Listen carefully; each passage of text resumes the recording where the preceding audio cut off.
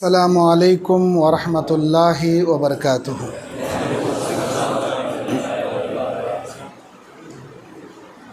इन्नल हम्दुलिल्लाह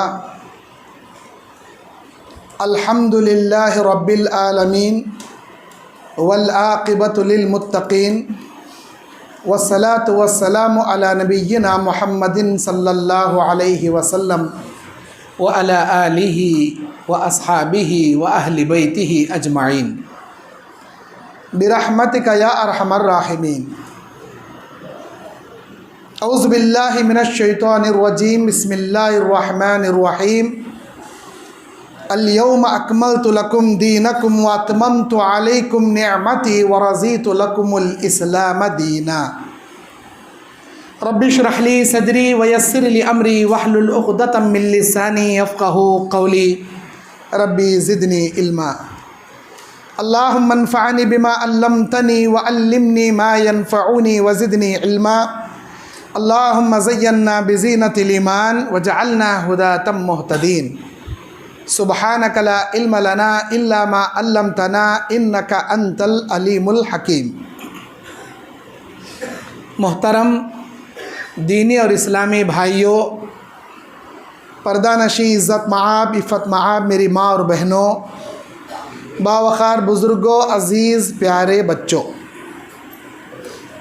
आज 24 अगस्त 2025 बरोज़ इतवार कर्नाटक के एक मशहूर शहर हुबली की मस्जिद अबू बकर सिद्दीक़ अहले हदीस में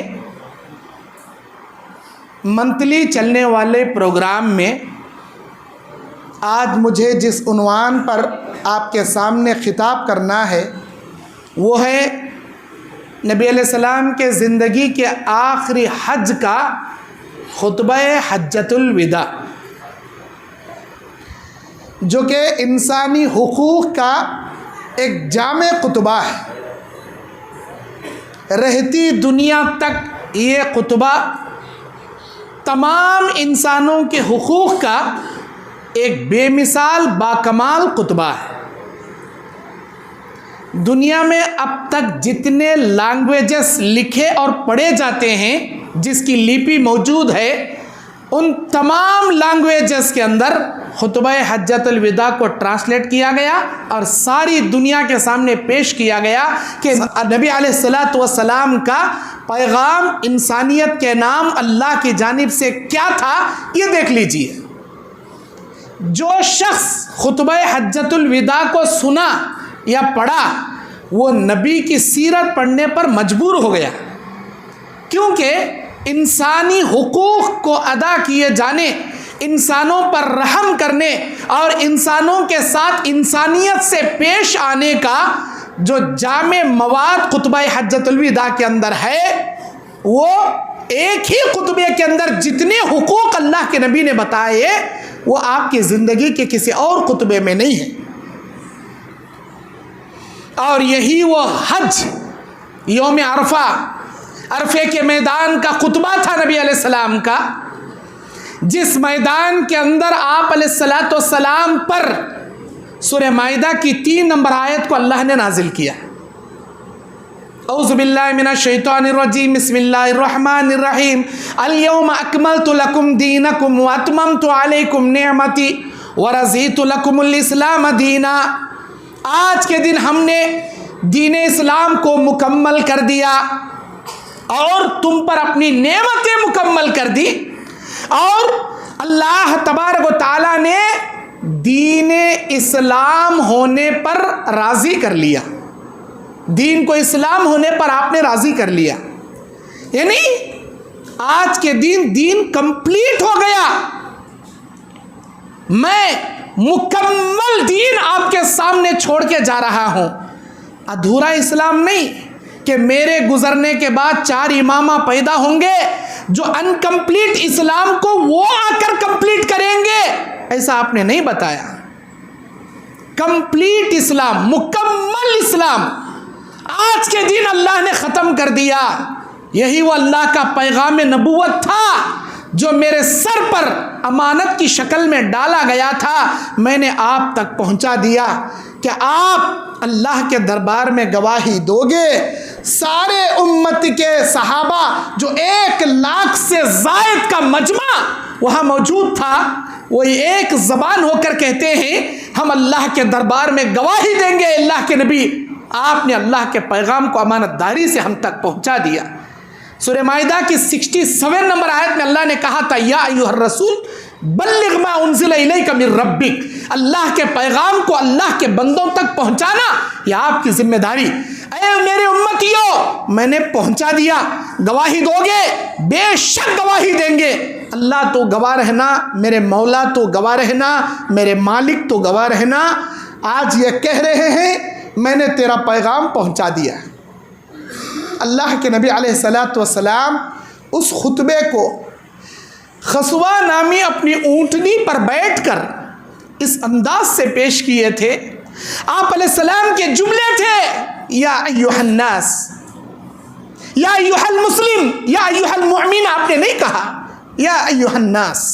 ऐ रहती दुनिया तक के इंसान की इंसानियत रखने वालों, ऐ इंसानों सुनो, इस्माऊ कौली, मेरी बातों को गौर से सुनना।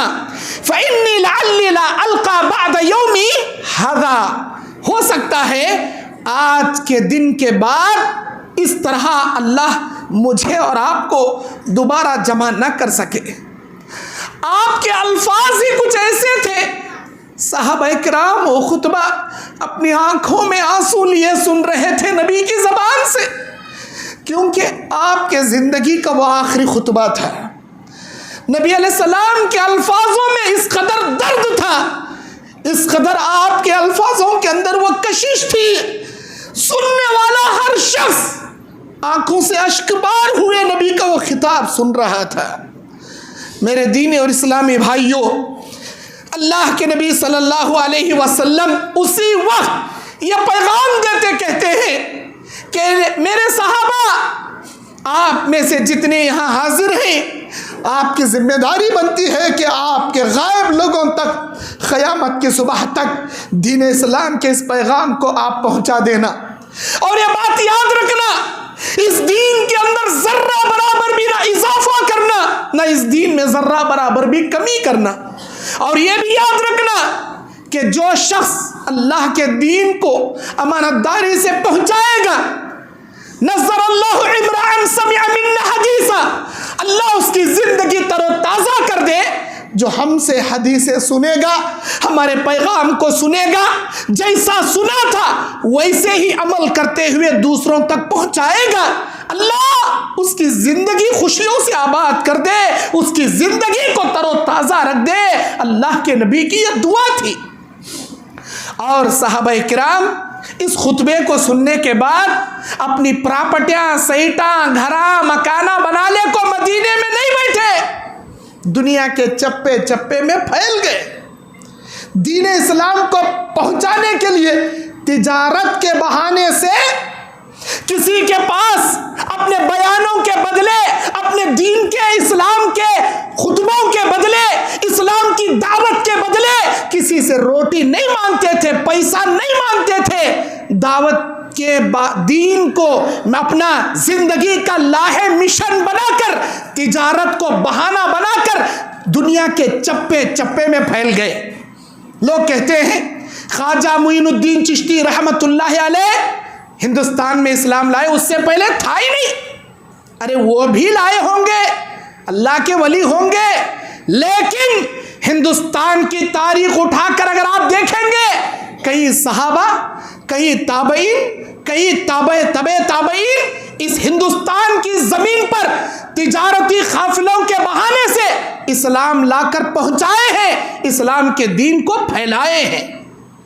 मेरे दीनी और इस्लामी भाइयों, अल्लाह के नबी सल्लल्लाहु अलैहि वसल्लम इस खुतबे के ज़रिए उम्मत के सामने ये भी बयान करते हैं कि जो मेरे दीन को मिन व अन सुनेगा, अमल करेगा, दूसरों तक पहुंचाएगा, अल्लाह अज़्ज़ व जल उसे क़यामत के दिन मेरी शिफाअत अता करेगा, उसे हौज़े कौसर का पानी मेरे हाथों अता करेगा और जन्नत में अल्लाह उसे मेरी रिफ़ाक़त अता करेगा। लेकिन मेरे बताए हुए दीन से जो मुड़ गया, जो पलट गया, मेरे और मेरे सहाबा के नक्शे कदम से जो हट गया, दीन में तरह तरह के बिदातें पैदा कर लिया, दीन को बदल के रख दिया, अल्लाह न सिर्फ उसे जन्नत से महरूम करेगा, हौज़े कौसर के पानी से भी अल्लाह उन बिदातियों को महरूम कर देगा। मेरे दीनी और इस्लामी भाइयों, नबी करीम सल्लल्लाहु अलैहि वसल्लम के इस जामे खुतबे के अंदर कुल 12 नसीहतें थी अल्लाह के नबी की, जो इंसानियत के हुकूक और इंसानों के लिए दुनिया और आखिरत की कामयाबी का जामे मवाद था। ये कुल 12 नसीहतें थी। आज के इस खुतबे में मैं आपके सामने वही खुतबा हज्जतुल विदा के 12 नसीहतें एक के बाद एक हदीस के अल्फाजों की शक्ल में रखकर मुख्तसर तशरीह करते हुए आगे बढ़ूंगा।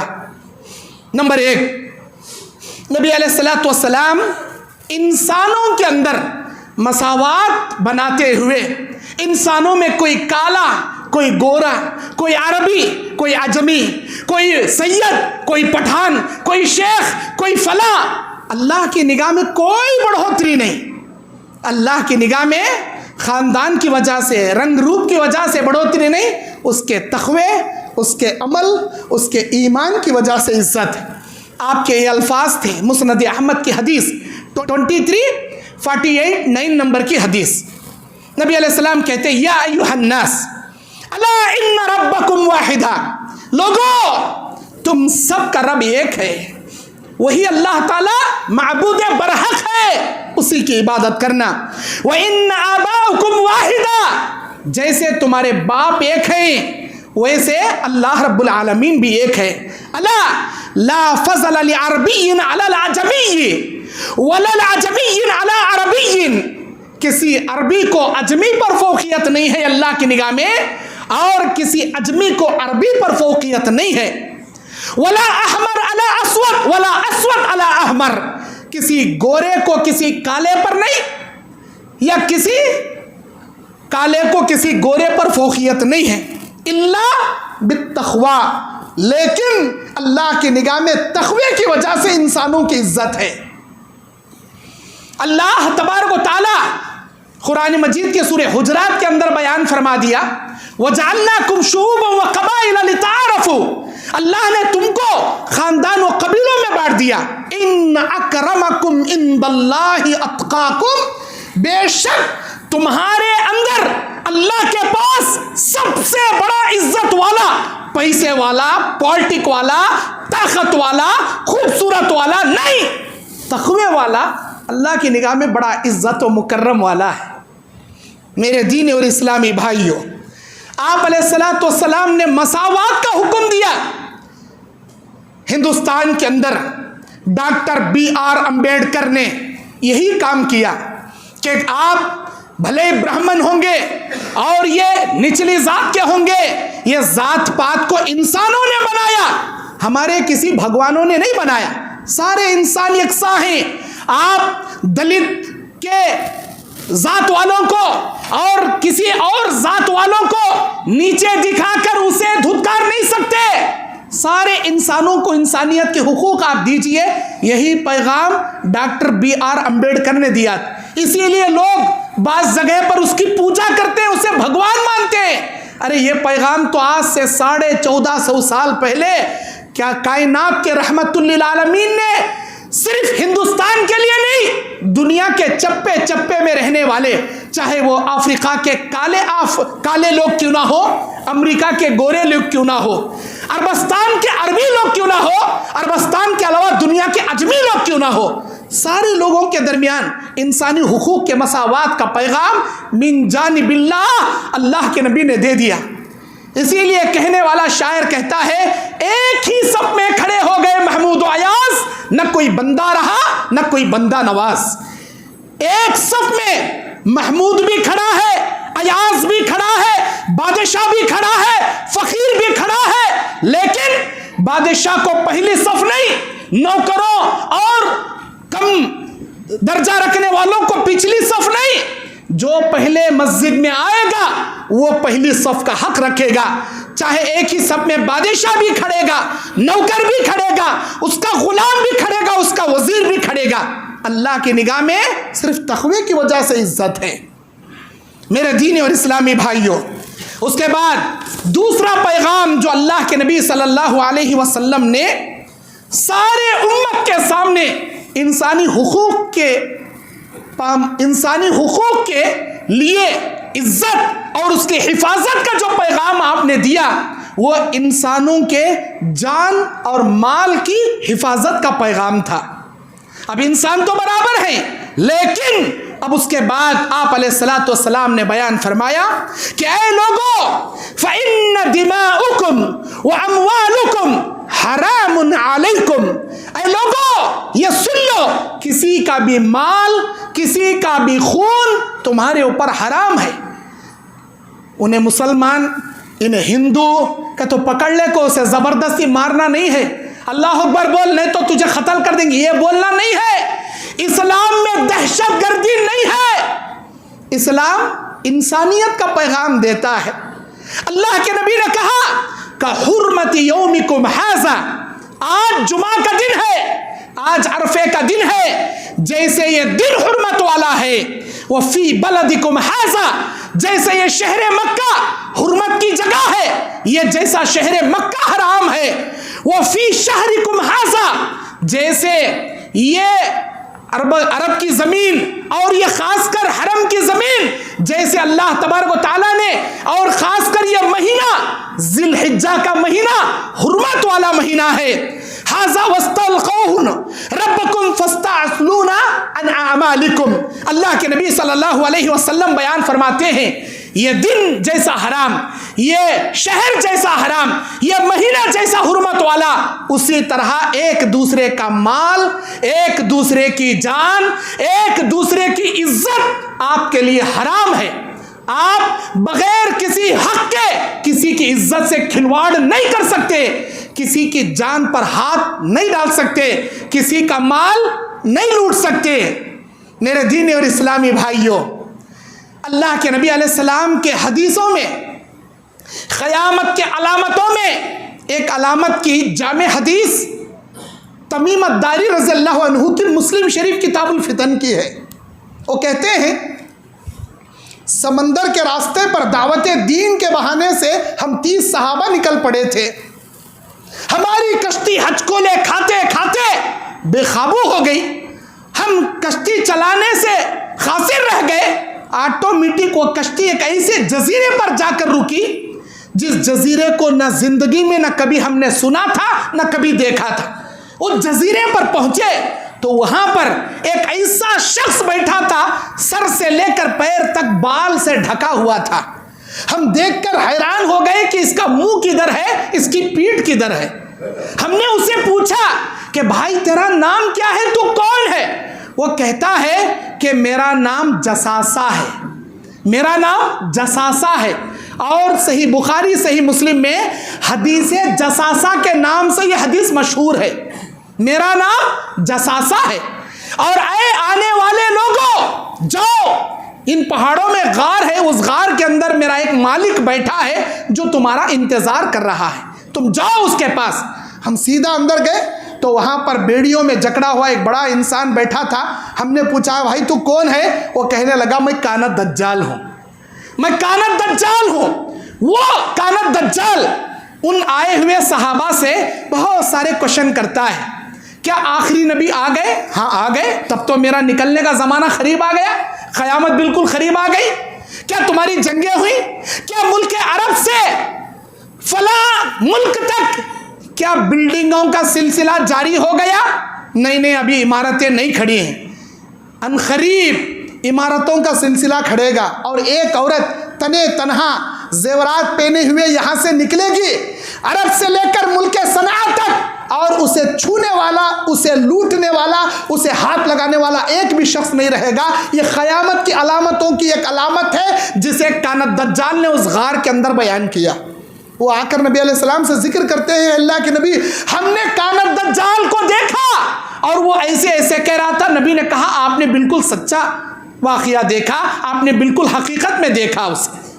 मेरे दीनी और इस्लामी भाइयों, अल्लाह के नबी कहते हैं किसी के जान, किसी के माल, किसी की इज्जत को एक मुसलमान को नाहक हासिल करना हराम है। आज हम लोग चार आदमियों के बीच में बैठकर किसी का ठट्टा मजाक उड़ाते हैं। किसने हक दिया आपको किसी भाई का मजाक उड़ाने, किसी बहन का मजाक उड़ाने?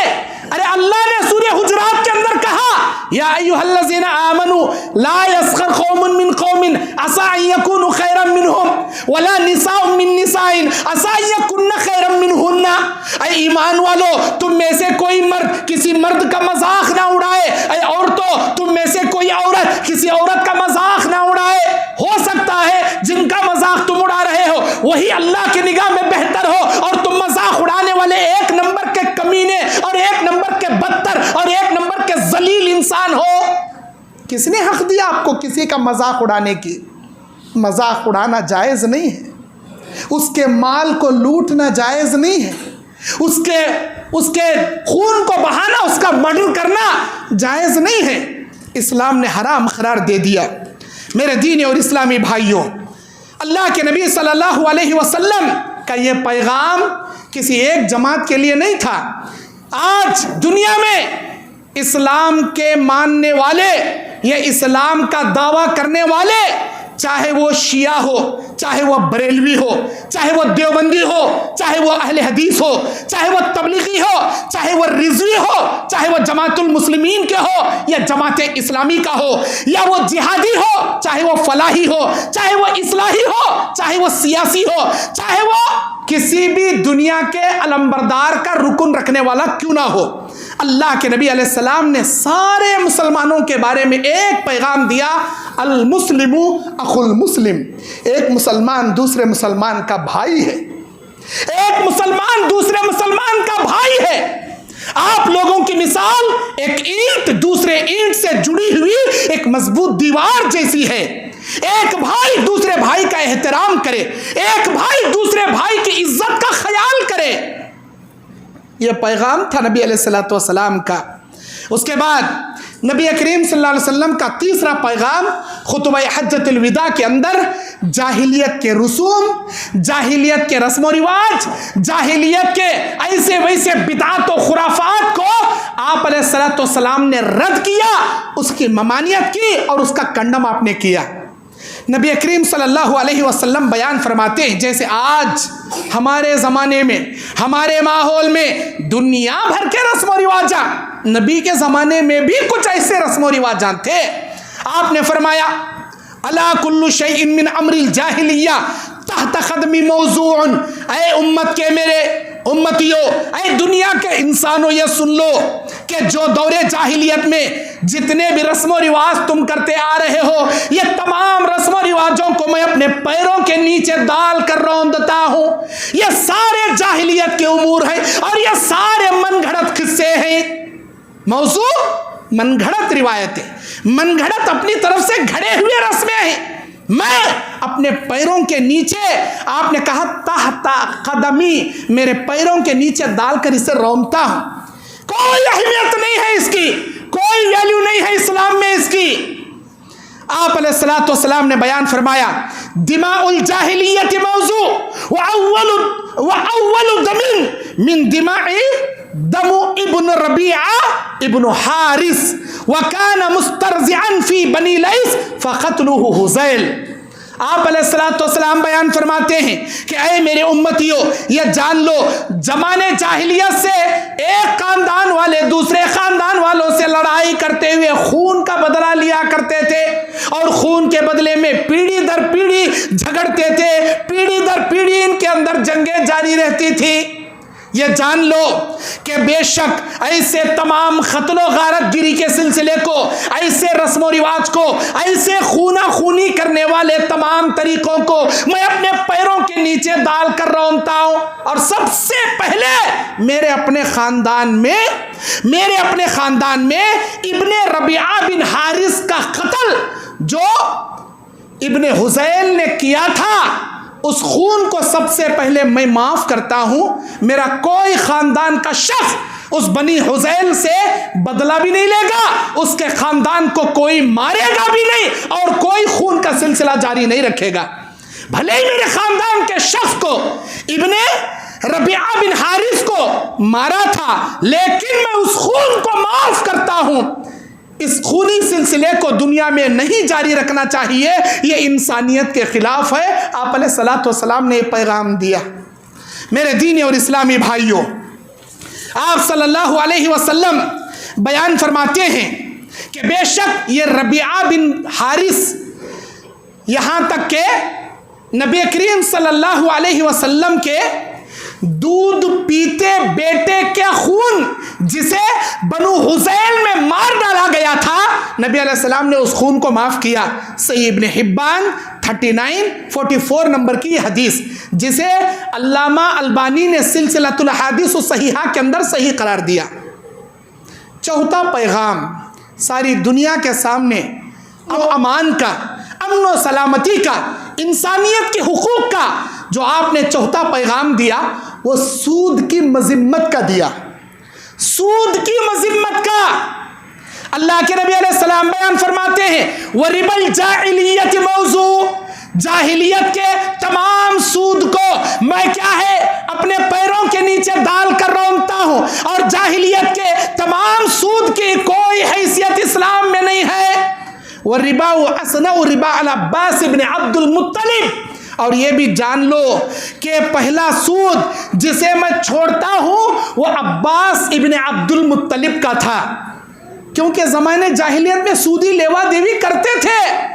जब इस्लाम आया, हज़रत अब्बास रज़ी अल्लाहु अन्हु नबी के चाचा जब इस्लाम कबूल करे, आपने ये ऐलान किया कि मैं अपने चाचा के सूद को लोगों पर माफ़ किए देता हूँ, कोई उस सूद को पे करने की ज़रूरत नहीं, और सूदी मामलात को यही ख़त्म करो। इस्लाम में सूद जायज़ नहीं और इंसानियत के लिए भी सूद जायज़ नहीं।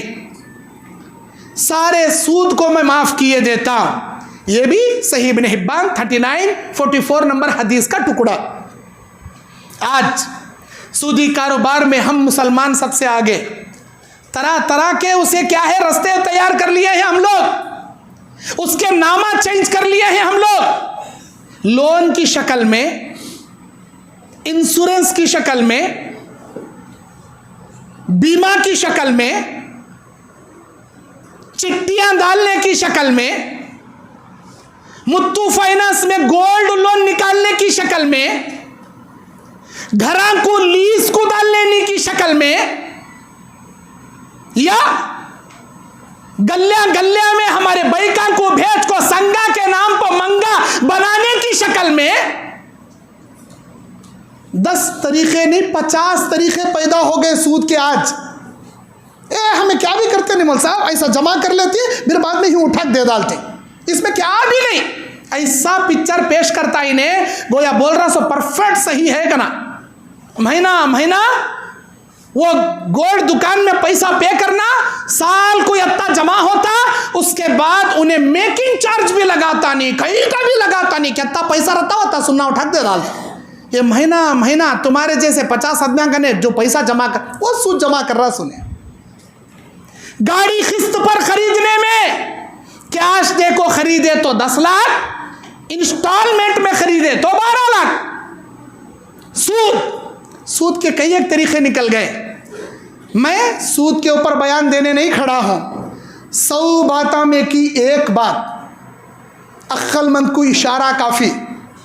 नबी अलैहिस्सलाम ने कहा सूद के कई दर्जे हैं, 70 दर्जे हैं, उसमें सबसे छोटा गुनाह यह है कि माँ अपनी जनी हुई सगी माँ के साथ इंसान जिना करे।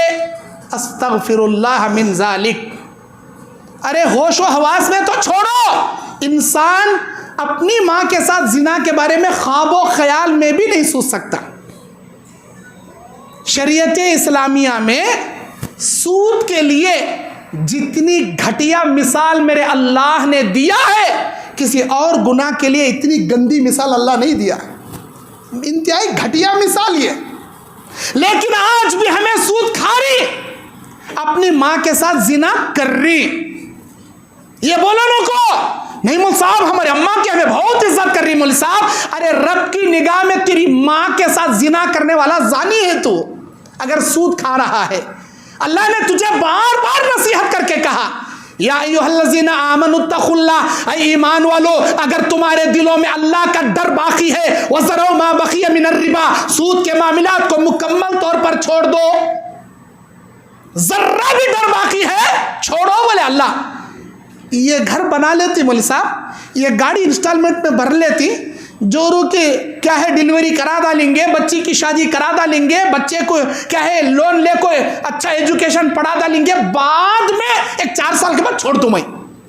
4 साल तक जिंदा रहता कहने का कि अल्लाह एग्रीमेंट लिख को दिया, ये 4 साल के बीच में सूद पे करते करते अगर मर गया, क़यामत के दिन सूद खोरों में अल्लाह जगाएगा, हराम खोरों में अल्लाह जगाएगा, हलाल खोरों में नहीं जगाएगा। और 1 रुपया सूद का खाने वाले की 40 दिन की ना नमाज कबूल, ना दुआ कबूल, ना इबादत कबूल, ना हज कबूल, ना उम्रा कबूल।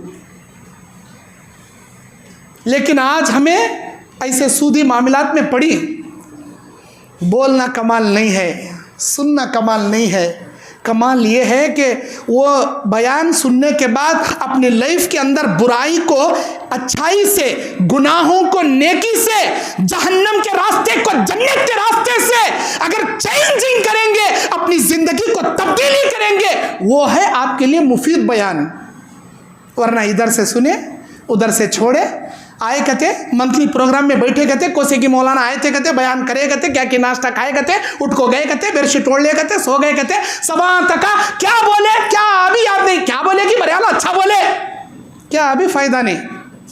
बोलने वाला बोल कर अमल नहीं करेगा, जहन्नम में पहुंचेगा, सुनने वाले सुनकर अमल नहीं करेंगे, जहन्नम में पहुंचेंगे। ये बोलने सुनने वालों का मुलाकात अल्लाह जहन्नम में भी कराएगा।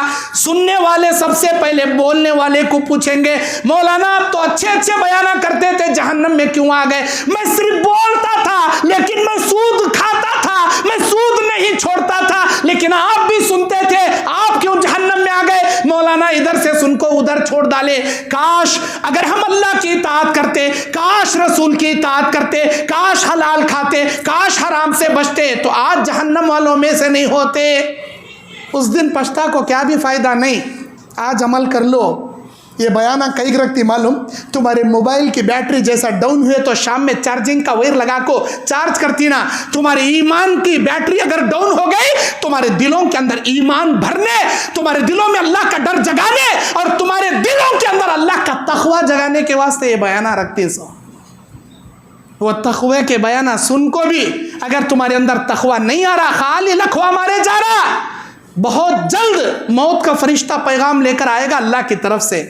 उस वक्त सुधरना भी चाहोगे, सकरात की मौत लगने के बाद तौबा करना भी चाहोगे, रब्बे काबा की कसम, सकरात की मौत में अल्लाह तुम्हारी तौबा भी नहीं सुनेगा। सकरात की मौत लगने से पहले तुम्हारी तौबा अल्लाह कबूल करेगा। जैसे ही अल्लाह के आखिरी गरगरारे शुरू हुए, अल्लाह ताला तौबा के दरवाजे तुम्हारे लिए बंद करेगा।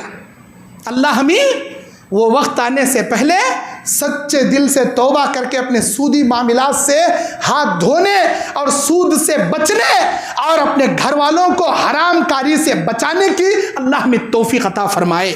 नंबर 5, नबी अलैहिस्सलाम का पैगाम खुतबा हज्जतुल विदा में उम्मत के नाम, सारी दुनिया के इंसानियत के नाम, 5वीं वसीयत, 5वीं नसीहत विरासत के बारे में था, तरके के माल के बारे में था। नबी को मालूम था कि दुनिया प्रॉपर्टी को देखने के बाद अच्छे अच्छों का माल हड़प कर को निकल जाएगी। प्रॉपर्टी सामने आने के बाद ईमान नजर नहीं आता अक्सर लोगों को, इस्लाम समझ में नहीं आता, और ये दौलत आने के बाद खासकर घर के बड़े बच्चे, घर के मर्द बच्चे, घर के बड़े भाया, भाना का हक अनाकोंडा सांप जैसा निगल लेता, देखो चूहे बिल्लियां को, वैसा भाना का हक दाल को निगल लेती है बड़े भाया। घर के मर्द बच्चे, औरत बच्चियों का हक निगल लेती। बाबा मर गए, 4 मर्द बच्चे, 4 औरत बच्चे, 4 भाया 4 भाना।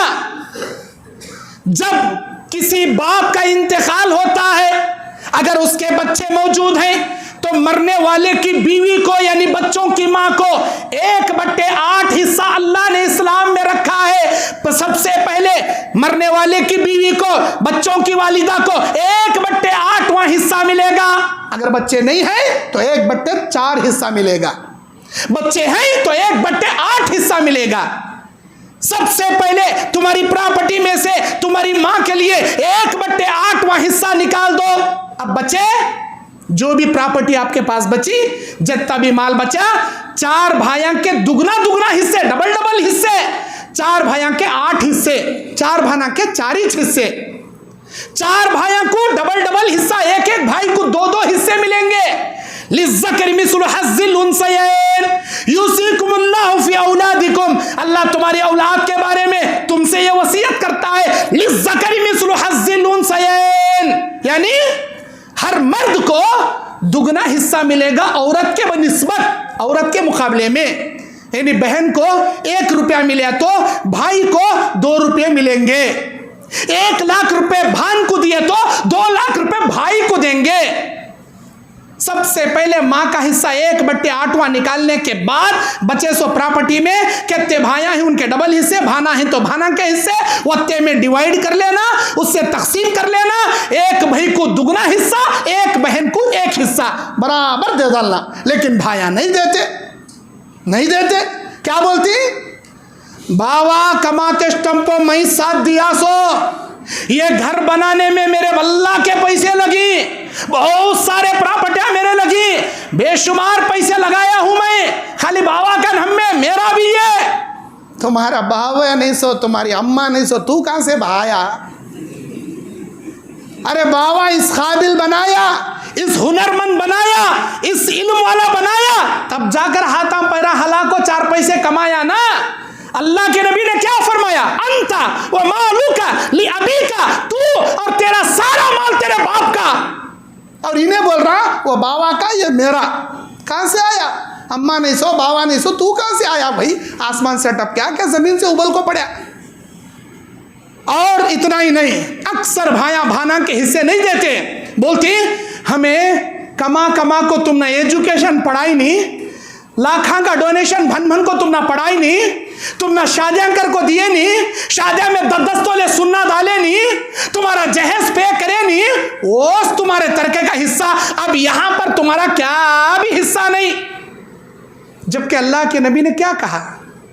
एक बाप जिसकी 3 बेटियां पैदा करने के बाद उनके जान और माल की हिफाजत करते, इज्जत और आबरू की हिफाजत करते, दीन की तालीम देते हुए अगर उनको पाल परवरिश करके बड़ा करके बालिग होने के बाद कोई नेक रिश्ता देकर निकाह कर दे, 3 बेटियों का बाप जन्नत में जाएगा। अल्लाह के नबी 3 बेटियां, 2 बेटियां वाला नबी ने बयान फरमाया 2 बेटियों का बाप या 2 बहनों का भाई भी जन्नत में जाएगा। गौर करो, मुस्लिम की हदीस है ये, मन आला जारियतैन औ उख्तैन, जिसकी 2 बेटियां होंगी या जिसकी 2 बहनें होंगी, बाप मर गया, जवान बहनें हैं, जवान बेटियां हैं, उन बेटियों की जिम्मेदारी भाई के कंधे पर आ गई। अब भाई कमाया, भाई जमाया और भाई ने निकाह करके भेज दिया, तो क्या बाबा की पूरी प्रॉपर्टी हजम करने को निकल बैठ जाएगा तरके का? अरे तेरे बहनों का निकाह करने में भाई का किरदार निभाने की वजह से मेरे अल्लाह ने तुझ जैसे तौहीद परस्त भाई को जन्नत के दाखिले की जमानत सुनाई। न सिर्फ जन्नत के दाखिला, आपने यह भी फरमाया कि जिसकी 2 बहनों को भाई ने निकाह कर दिया, कान मइया फिल जन्ना, वो जन्नत में मेरे साथ ऐसे रहेगा। अपनी 2 उंगलियां मिलाकर नबी ने ऐसे बताई, मेरे साथ ऐसे रहेगा। जन्नत नहीं होना तुम ना, खाली बाबा की प्रॉपर्टी होना सो, अल्लाह की जन्नत नहीं होना। अरे भाई होने का क्या हक अदा कर दिया? बाप की सारी प्रॉपर्टी निकल ले रहा, भाना को प्रॉपर्टियां नहीं दे रहा। अस्तगफिरुल्लाह। मेरे दीनी और इस्लामी भाइयों, अल्लाह के नबी सल्लल्लाहु अलैहि वसल्लम खुतबा हज्जतुल विदा में खसवा नामी ऊंटनी पर बैठकर सारी दुनिया के इंसानियत के सामने विरासत के बारे में जब बोल रहे थे, नीचे उस कस्वा नामी ऊंटनी की नकेल पकड़े हुए खड़े हुए एक सहाबी जिनका नाम अमर बिन खारिज है, जिनका नाम अमर बिन खारिजा रज़ियल्लाहु अन्हु है, वो कहते हैं जिस ऊंटनी को पकड़े हुए मैं खड़ा था, ऊंटनी का लुआब मेरे सीने पर गिर रहा था और नबी अलैहिस्सलाम की गुफ्तगू मैं ये सुनते खड़ा था। आप अलैहिस्सलाम के अल्फाज ये थे, मेरे कंधों पर, मेरे सीने पर उस ऊंटनी का लुआब गिर रहा था।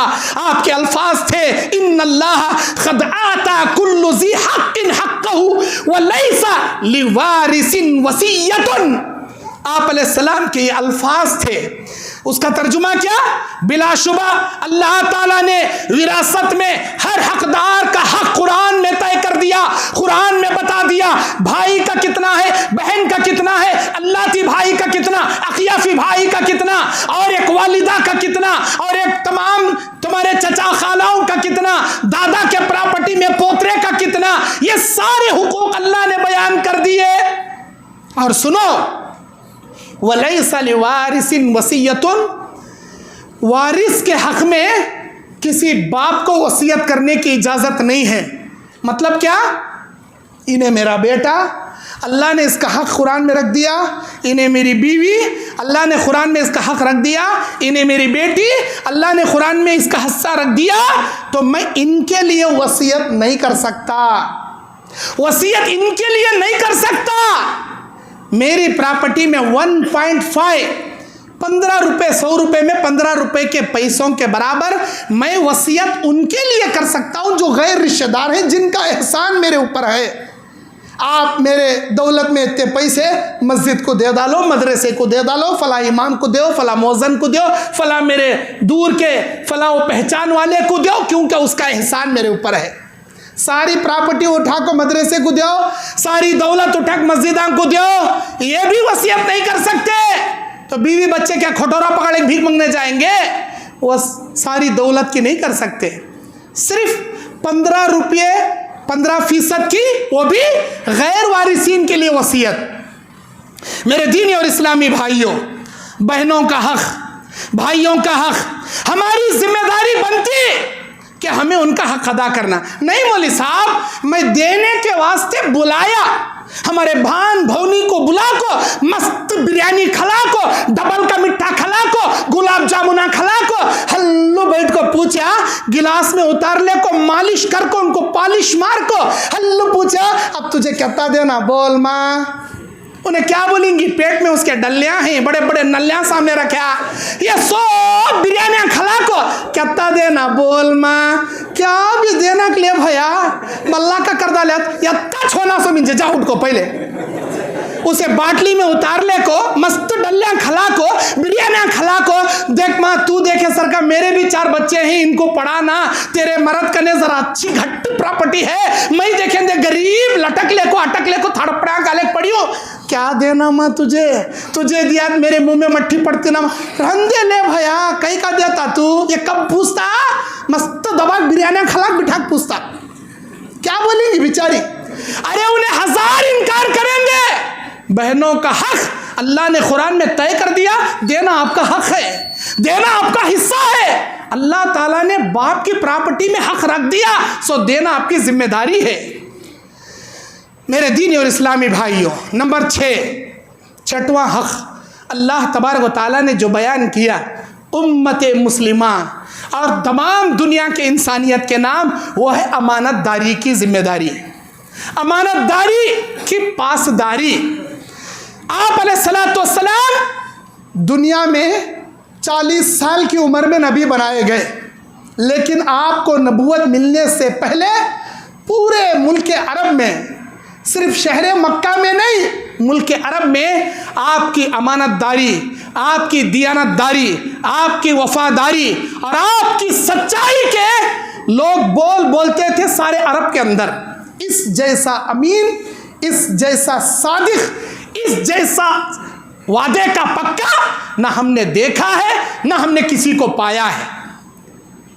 नबी अलैहिस्सलाम के पास जब अल्लाह के नबी अलैहिस्सलाम नबी बने, एक अल्लाह का ऐलान किए, नबी को दुश्मन बना लिए, नबी पर पत्थर मारते थे, नबी को साहिर कहते थे, जादूगर कहते थे, मजनू कहते थे, पागल कहते थे। नबी अलैहिस्सलाम को कई मर्तबा जान से मारने की प्लान भी की गई, लेकिन नबी अलैहिस्सलाम को अपना दुश्मन मानने के बावजूद अपनी अमानतें नबी के पास लाकर रखते थे। अपनी अमानतें नबी के पास, उनको भरोसा नहीं था अपने आदमियों को। उनको मालूम था नबी एक नंबर के सच्चे इंसान हैं, नबी एक नंबर के अमानतदार इंसान है, एक नंबर के वादे के पक्के इंसान हैं। जब नबी अलैहिस्सलाम को अल्लाह का हुक्म मिला कि मेरे नबी अब आपने बहुत सह लिया, बहुत बर्दाश्त कर लिया, मेरा हुक्म है इसी रात आपको मदीना के लिए हिजरत करके शहर मक्का आपको खाली करना पड़ेगा। नबी अलैहिस्सलाम अपने बिस्तर पर हज़रत अली इब्न अबी तालिब, नबी के चचाजाद भाई, नबी अलैहिस्सलाम के दामाद, आप बुलाए अपने बिस्तर पर हज़रत अली इब्न अबी तालिब को सुलाए और सुलाकर ये बोले कि अरे अली, मेरे घर में फ़लाँ अमानत फ़लाँ की है, मेरे चले जाने के बाद ये अमानत उनको दे देना। फ़लाँ अमानत फ़लाँ की है, मेरे जाने के बाद ये अमानत उनको देना, ये फ़लाँ फ़लाँ की है। आपने सारी अमानतों की तफसीलात बताकर चले गए। कौन दुश्मन, जानी दुश्मन, मारने वाले, गालियाँ देने वाले, इल्ज़ाम लगाने वाले, अरे हम ना मार रही ना, चलो इनके प्रॉपर्टी को कब्जा कर लेंगे। अल्लाह अकबर। नबी के नाखून में भी वो बेईमानी और वो अमानत की खियानत नहीं थी, बल्कि आप अलैहिस्सलाम खुतबा हज्जतुल विदा में मुस्नद अहमद की हदीस 20,690 पर 5 नंबर की हदीस, अल्लाह के नबी बयान फरमाते हैं, अला वमन कानत इंदहु अमाना, खबरदार ऐ लोगों, जो भी तुम्हारे पास अमानतें मौजूद हैं, फलयुद्दिहा इला मन अतमन अलैहा, जिन जिन की अमानतें, जो लोगों ने भरोसे से आपके पास ला के रखा है, वो अमानतें उनके हवाले कर दिया करो। खुतबा हज्जतुल विदा में सारी दुनिया के सामने अल्लाह के नबी अलैहिस्सलाम में पैगाम दे रहे हैं कि उनकी अमानतें उनके हवाले कर दिया करो। आज हमें अमानत में खियानत करने वाले, प्रॉपर्टियाँ को खा लेने वाले, मस्जिद के चंदे, मदरसे के चंदे कर को बिल्डिंगां खड़ा कर लेने वाले, यतीमों के नाम पर प्रॉपर्टियाँ हड़प करने वाले, बच्चा मर गया, चाचा बड़ा था, भाई मर गया, यतीम बच्चों के, भतीजों की, भतीजियों की प्रॉपर्टी को कब्जा कर ले को पूरी प्रॉपर्टी निगलने वाले, अमानत में खियानत करने वाले। अल्लाह अकबर। नबी ने क्या फरमाया? मुनाफिक की 4 अलामतें, बात करता है तो झूठ बकता है, वादा करता है तो खिलाफ करता है, अमानत रखी जाए तो खियानत करता है, और झगड़ा हो जाए तो गालियाँ बकता है। एक नंबर का मेरी उम्मत का मुनाफिक है। मुनाफिक मत बनिए, मोमिन बनिए, अमानत के अदा करने वाले बनिए। मेरे दीनी और इस्लामी भाइयों, 7वां नसीहत जो आप अलैहिस्सलाम ने खुतबा हज्जतुल विदा में जो दिया, नबी करीम सल्लल्लाहु अलैहि वसल्लम, वो हरामकारी, जिनाकारी और एक दूसरे के साथ सो को नाजायज़ बच्चे पैदा करने की ममानियत के बारे में, हराम औलादों को पैदा करने की ममानियत के बारे में आपका पैगाम था। क्योंकि जाहिलियत में एक एक औरत के साथ 10-10 मर्द पाने शादी करते थे। एक औरत के साथ 10 मर्द बाने, और 10 मर्द बाने भी उस औरत के साथ शब्बाशी करते थे, हम बिस्तरी करते थे। अब बच्चा पैदा हो गया तो मालूम नहीं होता था ये 10 आदमियों में किसका इन्हें बच्चा, और ये सिलसिला ज़माने जाहिलियत से चलने को आ रहा था। नबी करीम सल्लल्लाहु अलैहि वसल्लम ने बयान फरमाया, अलवलदु लिफिराशिन, लड़का जब भी पैदा होगा सिर्फ एक बाप का होगा, जिसकी वह बीवी बनकर उसके बिस्तर पर उसके लिए पैदा करेगी।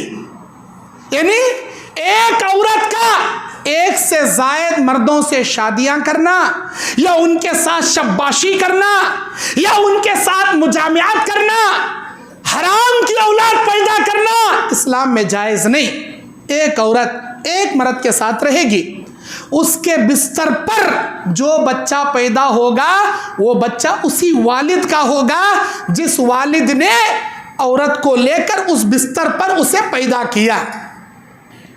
वल आहिरु अल हजर, और याद रखना अगर कोई निकाह के बिना जिनाकारी करके एक एक औरत को कई मर्दबाने मिलको रेप कर को जिना कर को बच्चा पैदा करेंगे, जिनाकारी करेंगे, तो ऐसे जिनाखोरों के लिए पत्थर का मैं हुक्म देता हूं, उसे संसार की मौत मार दिया जाएगा। ये मेरा ऑर्डर नहीं है, ये अल्लाह का हुक्म है। इस्लाम में हलाल तरीके से मर्द और औरत का निकाह है और हरामकारी में संसार की मौत है। अल्लाह के नबी अलैहिस्सलाम बयान फरमाते हैं कि जो शख्स जिना करेगा गैर शादीशुदा, उसे 100 कोड़े लगाकर 1 साल के लिए वतन से निकाल दिया जाएगा। अगर शादी करने के बाद जिना करेगा तो ऐसे शख्स के लिए पत्थर से मार कर संसार कर दिया जाएगा। नबी अलैहिस्सलाम का जब यह पैगाम आया, अरब की ज़मीन से जिनाकारी हट गई। जब इस्लामी ममलकत को कायम किया गया, जिनाकारी ख़त्म हो गई। मेरा दीनी और इस्लामी भाइयों, लेकिन आज हमारे माशरे के अंदर जिनाकारी बढ़ते जा रही है, जिनाकारी चढ़ते जा रही है। हमारे बच्चों को हाई एजुकेशन हासिल करने के बहाने से कॉलेजों को हम भेज रहे हैं। कॉलेज में ये लड़के, एक एक लड़का कई गर्लफ्रेंडों को बनाता है, एक एक लड़की कई बॉयफ्रेंडों को बनाती है। न सिर्फ गर्लफ्रेंड बॉयफ्रेंड के हद तक, पहले के ज़माने में, अभी एंड्रॉयड फ़ोन आने से पहले, ऑनलाइन में होटल बुकिंग होने से पहले पार्का में जाको, जंगला में जाको मुंह काला कर ले आते थे। अगर लार्ज रूम को चले भी गए, आधार कार्ड चेक करते थे। इसके आधार कार्ड में उसकी बीवी का नाम रहे तो आइडेंटिटी प्रूफ, दोनों की या तो भाई बहन रहना, नहीं का तो मियाँ बीवी रहना, तो रूम मिलता था। लेकिन जैसे जैसे क़यामत के करीब ये ज़माना बढ़ रहा, इंसानियत ख़त्म हो रही, हैवानियत दाखिल हो रही। अब उन्हें आइडेंटिटी प्रूफ लेता, लेकिन ये नहीं देखता मैचिंग करके तू हिंदू है क्या, तू मुसलमान है, तू बुर्खा पहन लेकर है, तू क्या है इबूती लगा लेकर है या कुमकुम लगा लेकर है, क्या दीन धर्म है, हमना नहीं लेना, हमना नहीं होना। बस आप आ गए, एंजॉय करो, हमारा बिल पे करो और जाओ। लेकिन हम क्या समझ रही हैं, हमारी बच्ची हाई एजुकेशन हासिल करने जा रही। ये हाई एजुकेशन नहीं, खानदान की सबसे पहले बाप की नाक कटाने के वास्ते जा रही। माफ़ करना, हर मुस्लिम बहन के लिए मेरा ये पैगाम नहीं है, उन मुस्लिम लड़कियों के लिए है जो इस अपने एजुकेशन के बहाने से अपनी इज्जत को नामूस कर रही हैं। आप ये मत समझ लेना हम ना यहाँ कौन पकड़ने वाला नहीं, हम ना जिला वतन करने वाला नहीं, हम ना जमीन में गाड़ को फतरा से मार को संसार की मौत करने वाला नहीं। और इत्ताच नहीं, बल्कि शादीशुदा औरतें भी इस जिनाकारी में शामिल हैं। शादीशुदा, गैर शादीशुदा, कॉलेज पढ़ने वाले, महल्ले में रहने वाले कई मर्द और ख़वातीन इस जिनाकारी के अंदर शामिल है। अरे गुरबे क़यामत की अलामत है। अल्लाह के नबी ने बयान फरमाया, जैसे जैसे क़यामत करीब आएगी, एक एक मर्द के पीछे 52 औरतें पीछा करेंगी। मर्दों की किल्लत हो जाएगी, औरतों की कसरत हो जाएगी। एक एक मर्द के पीछे 50 पर 2 औरतें भागेंगी। एक भी जिस्म के ऊपर कपड़े का टुकड़ा नहीं रहेगा, सारी नंगी रहेंगी। और उस वक्त जिना गलियों में, सड़कों पर, जानवरों से बदतर तरीके से जिना चलेगा। उस जमाने में अरे करना है तो कर ले मरो, लेकिन यहाँ सड़क को कहीं कर रही, जरा दीवार के पीछे जाग करो, ऐसा बोलने वाला उस जमाने का बड़ा वली समझा जाएगा। वो ज़माना आने से पहले आज का ज़माना छोटे कपड़े पहनने का, बारीक कपड़े पहनने का, औरतों के जिस्म की नुमाइश करने का, और सबसे बढ़कर मुस्लिम लड़के हों या मुस्लिम लड़कियां हों, नबी का पैगाम याद रखो। अल्लाह के नबी ने फरमाया, जब आपके बच्चे बालिग हो जाएं, उनकी शादियां करने में देरी मत करो। जब आपके बच्चे शादी के उम्र के लायक हो जाए, फौरन उनका निकाह कर दिया करो। हमें क्या देखती है? हमारे लायक का मिलना, हमारे फायक का मिलना। हमें है ही क्या है? प्रॉपर्टियां वाले, हम ना भी बड़े प्रॉपर्टियां वाले होना, हमें बड़े सैयदा, हम ना भी सैयदा होना, हमें फटाना, हम ना भी फटाना होना। ऐसा देख ले को तलाशते तलाशते उन्हें सैयद रहता लेकिन खूबसूरत नहीं रहता, इन्हें फटान रहता लेकिन पढ़ा लिखा नहीं रहता, उन्हें शेख रहता लेकिन गोरा नहीं रहता, काला डांबर उठ लग गया रहता। अब ऐसे सारे मिक्सिंग आने के बाद इसे बच्ची मिले तका क्या भाई अभी कहीं नहीं कर रहे, नौकरी आना बाद में हमें छोकरी देखती, या नौकरी के चक्कर में छोकरी गंवाने को लास्ट में सिर पर टोकरी आ जाती, छोकरी से नहीं मिलती। फिर क्या होता? जब इसे छोकरी पसंद आती, सिर में के बाला हटको, बादल हटको, तालू का चांद नजर आते रहता, तब इसे बच्ची पसंद आती। अब हम ना पसंद आ गई, उन्हें देखने वाली बोलती इन्हें होने वाला मर्द क्या? ससरागत पूछती डायरेक्ट। सिर में का तालू के बाला झड़को चांद दिख रहा ना रे बुड्ढे, तू मिंजे क्या ससरा बन को आ रहा, क्या मर्द बन को आ रहा? अल्लाहु अकबर। 50 जगह बिरयानियां खा को 100 जगह डकारा देखो, बच्चे पसंद आता नहीं, बोलता अभी गोरी होना, अभी खूबसूरत होना। इन्हें कैसा है? काला डांबर का टुकड़ा उठले गया रहता। बच्चियां को देखते देखते नामा रखते रखते इसकी चोटी छोटी, उसके हंकियां छोटे, इसका मुंह, इसका क्या है मुंह छोटा, इसके ऐसा छोटा, ऐसा बोलते बोलते खत गिड्डा हो को मुंह बुड्ढा उठ लग जाता ना हो को इसे बच्ची नहीं मिलती। इस्लाम ने क्या कहा? इस्लाम ने यह फरमाया कि आप अपनी बच्चियों का निकाह जब कोई दीनदार रिश्ता आ जाए, उनसे फौरन रिश्ता क्या है? दीनदारी के सबब कर दिया करो। दौलत को देखो, खूबसूरती को देखो, हसब नसब को देखो, लेकिन दीनदारी को सबसे ज्यादा तरजीह दो। हमें क्या कर रही? सिर्फ खूबसूरती को तरजीह दे रही। हमें क्या कर रही? सिर्फ माल को तरजीह दे रही। कसम रब्बे काबा की, जो जो लोग माल को तरजीह देकर शादी करेंगे, खूबसूरती को तरजीह देकर शादी करेंगे, अपनी जिंदगी में नबी के फरमान के मुताबिक फितनों के सिवा कुछ और नहीं देखेंगे, फितने ही फितने देखेंगे ये लोग। इसीलिए दीनदारी को तरजीह दो। जब कोई नेक रिश्ता आता है वो अपनी मर्जी से नहीं आता, अल्लाह भेजता। दीनदार रिश्तों को देखो शादियां करो। अगर दीनदार रिश्ते ठुकराओगे, अगली जिंदगी में फितनों के सिवा तुम कुछ नहीं देखोगे। उसके बाद नंबर 8, अल्लाह के नबी सल्लल्लाहु अलैहि वसल्लम ने इंसान को अपनी शनाख्त अपने बाप के अलावा किसी गैर इंसान की तरफ करने से, हराम निस्बत लगाने से मना करने का पैगाम 8वीं नसीहत खुतबा हज्जतुल विदा की शक्ल में सारी दुनिया के इंसानियत के नाम आपने दिया। नबी अलैहिस्सलाम की हदीस है, मुस्नद अहमद की 17,665 नंबर की हदीस, जिसे अल्लामा अलबानी ने इसकी सनद को सही करार दिया।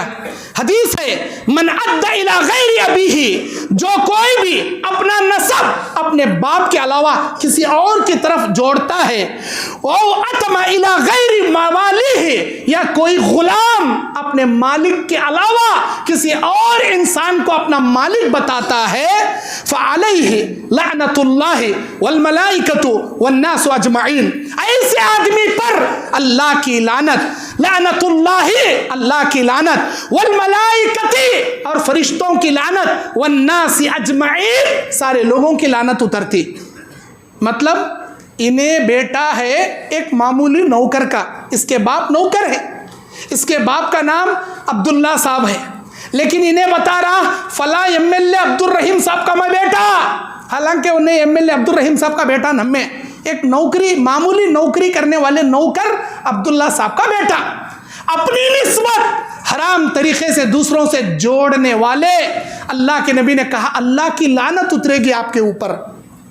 और ख़ासकर ये पैगाम आज के ज़माने में बच्चों को पालने वाले खासकर करते हैं, लेकर पालने वाले, गोद लेने वाले बच्चों को, भाई आप लीजिए, यतीमों को पालिए, गोद में लेकर पालिए, बड़ा सवाब है यतीमों की किफालत करना, यतीमों को पालना, लेकिन उसे उसके बाप का नाम ही देकर पालना होगा। आप उसे अपना नाम अब्बा के तौर पर नहीं लगा सकते, अपनी बीवी को अम्मा के तौर पर नहीं लगा सकते। उसके असली बाप को बाप का नाम देकर आप पाल सकते हैं। नहीं बेटे, मालूम है कि इन्हें आपके साले का बेटा, साले को बेटियां हो रही, इधर देखेंगे भौनी को क्या भी नहीं, दूसरे भाई को क्या भी नहीं।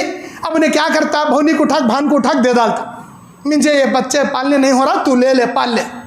लेकिन उसका साला ही उसका बाप है और उसके साले की बीवी उसकी असली माँ है, मालूम है। लेकिन इन्हें क्या बोलता, आधार कार्ड वोटर आईडी, अभी बच्चा ना छोटा, लग जग अपना नाम डाल को डॉक्यूमेंटा बना लेता और दुनिया को बोलता मैं जिसका बाप, मेरी जोरू जिसकी माँ। हराम ये, हराम ये। अल्लाह की लानत, फरिश्तों की लानत, सारे इंसानों की लानत आपके ऊपर, किसी गैर को आप अपना बाप करार दिए तो। और इतना ही नहीं, नबी के ज़माने में एक औरत आई, नबी से कहने लगी, अरे अल्लाह के नबी, मेरे शौहर हुज़ैफा जब भी आते हैं मेरे बेटे सालिम को देखते हैं तो उनका मुंह बिगड़ जाता, क्योंकि सालिम मेरा ले पालक बेटा है और आज वो बड़ा हो गया है, उसे मेरे नज़दीक देखना गवारा नहीं करता मेरा मर्द, मैं क्या करूं। नबी ने कहा, अगर तेरे पास दूध है तो दूध पिला के उसे रज़ाई बेटा बना ले। अरे अल्लाह के नबी, आज उसे दाढ़ी है तो क्या हुआ, दूध अगर तेरे पास है, दूध पिलाकर उसे रज़ाई बेटा बना ले। उसे दूध पिलाकर बेटा बना लिया गया। दूध है तो दूध पिलाएगी, बच्चा उसका पैदा हुआ है, उसके सीनों में दूध है, 5 मर्तबा उसे पेट भरकर अलग अलग मौके पर अगर दूध पिला दिए, रज़ात साबित होगी और ये उसकी रज़ाई माँ बन जाएगी, वो उसका रज़ाई बाप बनेगा, इसके बच्चे उसके रज़ाई भाई बहनें बन जाएंगे। जो रिश्ता खून से हराम, वो तमाम रिश्ता रज़ात से हराम हो जाएगा। माँ से कोई पर्दा नहीं, उसके बच्चों से, उसके बेटियों से कोई पर्दा नहीं। ये इस्लाम की तालीम है। अगर दूध नहीं है तो अगर लड़का लेके पाले हो, बालिग होने के बाद इसकी बीवी से पर्दा करना पड़ेगा। लड़की लेकर पाले हो तो उसके शौहर से, उस बालिग लड़की से पर्दा कराना पड़ेगा, लेकिन उसके असली बाप का नाम देकर आपको पालना पड़ेगा। नंबर 9, नबी अलैहिस्सलाम का पैगाम खुतबा हज्जतुल विदा में मियाँ बीवी के आपसी हुकूक और उनकी मोहब्बत के बारे में था। दुनिया में तमाम रिश्तों में मियाँ बीवी का रिश्ता बड़ा नाजुक रिश्ता होता है और बड़ा हसास रिश्ता होता है और बड़ा ही पाक और पवित्र रिश्ता होता है। मियाँ बीवी, हस्बैंड वाइफ का ये रिश्ता। अल्लाह के नबी अलैहिस्सलाम जब कायनात में नबी होकर आए, पैगंबर होकर आए, उससे पहले औरतों की कोई इज्जत नहीं थी। अरब के ज़माने में औरतों की कोई इज्जत नहीं थी। औरत को एक बच्चा पैदा करने वाली मिशन के तौर पर रख लेते थे, एक लौंडी की शक्ल में, खादिमा की शक्ल में, नौकरानी की शक्ल में उसे रख लेते थे। और औरत जब मैली होती तो घर से निकाल देते थे। औरत, उसे प्रॉपर्टी के अंदर कोई उसका हिस्सा नहीं होता था, बाप की प्रॉपर्टी में वरासत का कोई हिस्सा उसे नहीं दिया जाता था। और बहुत सारे जाहिल लोग ज़माने जाहिलियत में बच्ची पैदा होते ही जिंदा खड्डा गाड़ को उसे दफन कर देते थे, उसे दफन कर देते थे। यह दस्तूर था अरबस्तान का। अल्लाह के नबी अलैहिस्सलातु वस्सलाम ने क्या बयान फरमाया, ला तख्तुलू औलादकुम खशियत मिन इमलाक। लोगों, अपनी औलाद को रोजी रोटी के डर से कत्ल न किया करो। नहनु नरजुकुहुम व इय्याकुम, मेरा अल्लाह कुरान में कहता है कि ऐ मेरे बंदो, ऐ मेरी बंदियों, तुमको खिलाने वाले भी हम हैं, तुम्हारे बच्चों को खिलाने वाले भी हम हैं। रोजी रोटी के डर से अपनी औलाद का कत्ल न करो। कितने ऐसे नालायक माँ बाप हैं जो बेटी पैदा हो रही करने का अल्ट्रासाउंड स्कैनिंग में या कंप्यूटर स्कैनिंग के अंदर बच्ची का सेक्सुअल चेकिंग करके लज्जा को उसे अबाशन कर को गाड़ डालती, मार डालती, निकाल डालती पेट से, और बोल कर भेजती मेरी बहू जारी डिलीवरी को तुम्हारी अम्मा की जिम्मेदारी है पहला डिलीवरी कराना, नॉर्मल अस्पताल में, गवर्नमेंट अस्पताल में नहीं दिखाना, डायरेक्ट पूरे सिटी की सबसे महंगी प्राइवेट अस्पताल में दिखाना। महीने महीने को हमें वारम को स्कैनिंग कराते रहना, महंगे गोले खाना। और वो क्या करती मालूम नहीं, हमारे खानदान में पोतरा चाना, पहले पोतरी लई तुझे भी तलाक, तेरे बच्चे को भी तेरे अम्मा के घर में वापस भेज डालती हमें। ऐसा बोल को भेजती सास करने वाली जल्लादनी। तू कहां से पैदा हो गई मां? तू भी एक औरत जात ना। अगर पैदा होते ही तेरा बाप तुझे इज्जत मुंडी मुदड़ को खड्डे में गाड़ा रहता तो ये बोलने के वास्ते, हुकूमत चलाने के वास्ते तू कहां जिंदा रहती थी? बोलती हम ना बच्ची का तो नहीं होना, बच्चा छोना मर्द बच्चा होना, वो भी गोरा रहना, खूबसूरत रहना, ऐसा वैसा रहा तो वो भी रिजेक्ट। अस्तगफिरुल्लाह। ऐसा बोलती गोया वो बहू, वो लड़की, उसकी मैन्युफैक्चरिंग की फैक्ट्री है, उन्हें बैठ को तैयार करती, क्या लड़का क्या लड़की। अरे उसके इख्तियार में क्या है जी, सब अल्लाह के इख्तियार में। अल्लाह के इख्तियार में। हम जिसे चाहेंगे लड़के देंगे, हम जिसे चाहेंगे लड़कियां देंगे, हम जिसे चाहेंगे लड़के लड़कियां मिला कर देंगे, या जिसे चाहेंगे बांझ बना देंगे, जिसे चाहेंगे शादी के फौरन बाद देंगे, जिसे चाहेंगे शादी के कई साल बाद आजमा आजमा कर देंगे। अल्लाह के इख्तियार में है जी। तुम्हें कौन है बोलने वाले बच्ची छोना? नहीं कहते, स्कैनिंग कराए कहते, भाई को बच्ची पैदा होने वाली है कहते, जाको पहले आबाशन करा।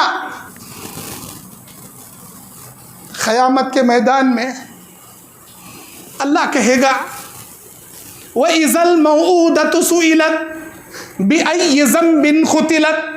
जब जिंदा दरगोर की गई बच्ची से मेरा मालिक सवाल करेगा, किस जुर्म में तेरे बाप ने तुझे गाड़ दिया? या जिस बच्ची से मेरा अल्लाह सवाल करेगा, किस जुर्म में तेरे बाप ने तेरा आबाशन करके टुकड़े टुकड़े करके निकाल दिया? क्या कहेगी वो बच्ची? मेरे अल्लाह, मेरा जुर्म सिर्फ इतना था कि तू मुझे लड़की बना रहा था, मुझे लड़की बना के जन्म दे रहा था, इतना ही मेरा जुर्म था। अल्लाह, दुनिया में निकल के आंखें खोलने से पहले, सांस लेने से पहले मेरा दम घुटा दिया गया, मुझे काट कर मार दिया गया। अरे वो जाहिलियत के लोग तो तुमसे अच्छे थे, पैदाइश तक तो सब्र करते थे, पैदा होने के बाद लज्जा गाड़ते थे, लेकिन आप माँ के पेट में उसका खीमा खीमा करके टुकड़े टुकड़े करके निकाल कर मारने वाले तुम जैसे जल्लादों को क्या क़यामत के दिन जन्नत का मेडल देगा? बताओ, कौन सी सूरत लेके जाओगे अल्लाह के दरबार में? कौन सी सूरत लेके अल्लाह के दरबार में खड़ोगे? अपनी मरी हुई बच्ची के बारे में जब अल्लाह पूछेगा, क्या जवाब दोगे? क्या जवाब दोगे? अल्लाह कहता है, मन क़तल नफ्सन बिग़ैरि हक़्क़िन, जो शख्स किसी नफ्स को बगैर किसी हक के कत्ल करता है, अल्लाह ताला कहता है यदखुलून अन्नार, उसे जहन्नम में दाखिल करेगा। फ़ग़ज़िबल्लाहु अलैहि, और उसे जहन्नम में दाखिल करने के अलावा अल्लाह उस पर गज़बनाक होगा। हुम फ़ीहा ख़ालिदून, हमेशा हमेशा वो जहन्नम में मरेगा। अल्लाह से तौबा करो। बच्चियों को अबाशन कराने से पहले, मानिए हमल की गोलियां खाने से पहले, अपने बच्चों को गिराने से पहले ये आयतें पढ़ो, ये हदीसें सुनो, अल्लाह का डर पैदा करो मेरे दीन और इस्लामी भाइयों।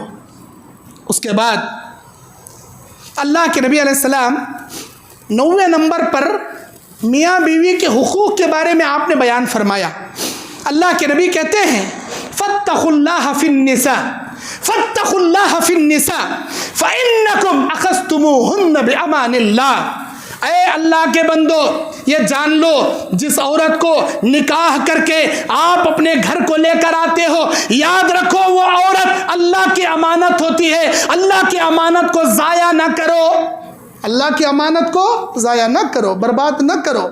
मिसाल के तौर पर, ये मेरी अमानत है, ये कलम मैं अमानत आपको दे रहा हूँ, या मैं अपनी घड़ी किसी भाई को बुला कर देता हूँ कि मेरे भाई, ये मेरी घड़ी आपके पास अमानत रखी है, अगले महीने मैं आपके पास आकर ले लूँगा। आप क्या करेंगे? अपनी घड़ी से ज़्यादा मेरी घड़ी की हिफाजत करेंगे आप। क्यों? मौलाना हम पर भरोसा करे, सारे लोगों को छोड़ को अपनी अमानत हमारे हवाले करे, आप अपनी चीज़ से ज़्यादा मेरी चीज़ की हिफाजत करेंगे। एक मामूली इंसान अपनी चीज़ जब आपको देता है, आपको इतनी फिक्र हो जाती उसकी हिफाजत करना। जिन औरतों से हम निकाह करके अपने घर को बीवी बनाकर लाते हैं, अल्लाह कह रहा है फ़इन्ना अक़ज़्तुमूहुन्न बिअमानिल्लाह, ये औरतें अल्लाह की अमानत होती हैं। 18 साल, 20 साल, 25 साल अपने माँ बाप के लाड़ प्यार में पलने के बाद, अपने घर आंगन में बचपना खेलने के बाद, अपने सारी बचपन की यादों को, अपने घर को कुर्बान करके, हिजरत करके, भरोसा करके अपने हस्बैंड के घर जब आती है तो तुम्हारी नौकरानी बन को नहीं आती, तुम्हारी खादिमा बन को नहीं आती, तुम्हारे बच्चा पैदा करने वाली मिशन बन को नहीं आती। अरे वो उस घर की मलिका, उस घर की खुशियों की खजाना, उस घर के अमन और सुकून की राहत, उस घर के इज्जत और जीनत का जरिया बनकर आती है।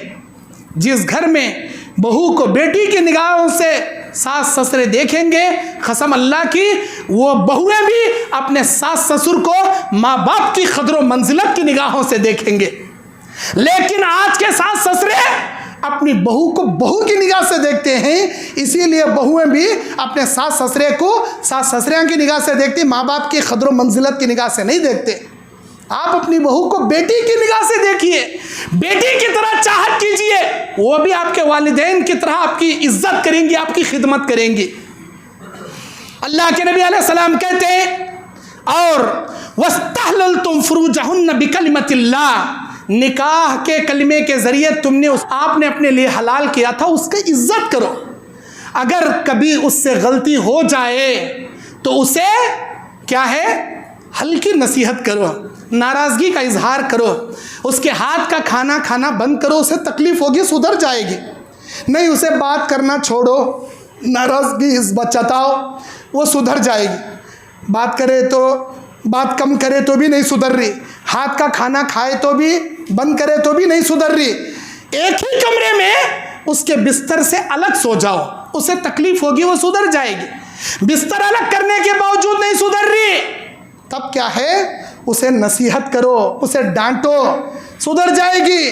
नहीं डांटे तो भी नहीं सुधर रही, तो 5वां स्टेप इस्लाम ने यह बताया, हल्की उसे मार मारो, लेकिन चेहरे पे मत मारो।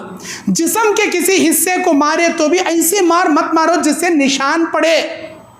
ये 5वां स्टेप। सबसे पहले नाराज़गी का इजहार करना, हाथ का खाना छोड़ना, उससे दूरी इख्तियार करना, बिस्तर अलग करना, डांट कर नसीहत करना। हमें ये पूरे स्टेप छोड़ को डायरेक्ट WWF के सर का उठा ले होड़ी तगन नड़ी का दब धबा धब मारना शुरू। है का क्या तेरा कौन ने सिखाया तुझे? खुंदल डाल तुम देख, मार डाल तुम देख, ऐसा दाल को उठा उठा कूटती है गोया इन्हें मुच्छा रखा सोला मरद बना करना।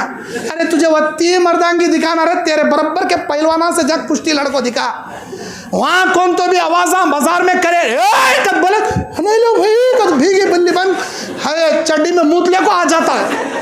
जो भी बाजार का टेंशन है, जो रुका ने आग दिखाता, वहाँ क्या भी कमाई नहीं हुई रहती, वहाँ कौन कौन की डरा को भेजे रहती, हैबत का कुंडा बना भेजे रहती, मुंह मूछले बाजार से आया सो पूरा शेर बन जाता बिल्लियां के सामने, जोरू के सामने। अस्तगफिरुल्लाह, ये नहीं है अल्लाह की निगाह में। नबी ने कहा खैरुकुम लिअहली व अना खैरुकुम लिअहली, तुम में से बेहतरीन आदमी अल्लाह की निगाह में वो है जो तुम्हारी बीवियों के पास अच्छा है। लास्ट स्टेप जी ये मार निशान पड़े सरका नक्को मारो बोले।